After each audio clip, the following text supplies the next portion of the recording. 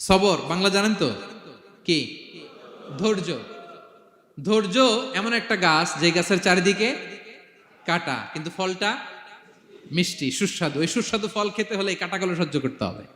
ধৈর্য। ছোট্ট ছেলে মেয়েদেরকে ননির পুতুল করে গড়ে তুলবেন না, খবরদার। ওদেরকে কষ্ট সহিষ্ণু করে গড়ে তুলবেন।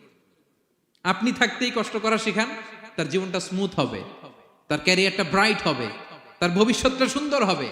ছেলেমেয়েরা কিছু চাইলেই সাথে সাথে দিবেন না। অনেক বাবা মা আছে এত আদর করে, এত বেশি আহ্লাদ করে, যা চায় তাই দেয়, পরে হিতে বিপরীত হয়, ঠিক কিনা?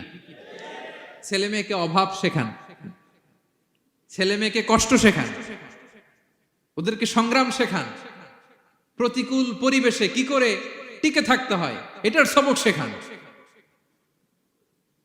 সেদিন লোকমান তাই করলেন, ছেলের সবর শিখাইলেন যে বাবা ধৈর্য ধারণ করো, আতঙ্কিত হবা না। জীবন এটা সহজ নয়, জীবন চলার পথ সহজ নয়, এটাকে সহজ করে নিতে হয়। কখনো সবর করে, কখনো ক্ষমা করে, কখনো অন্যকে ইগনোর করে, কখনো দোয়া করে, কখনো আল্লাহর উপর তাওয়াক্কুল করে, ঠিক কিনা?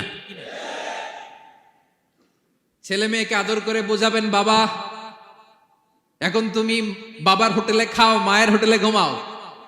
সারা জীবন এমন চলবে না, দুনিয়াটা বড্ড কঠিন, এখানে কেউ কাউরে জায়গা করে দেয় না, নিজের জায়গা নিজেরই করে নিতে হয়, ঠিক কিনা?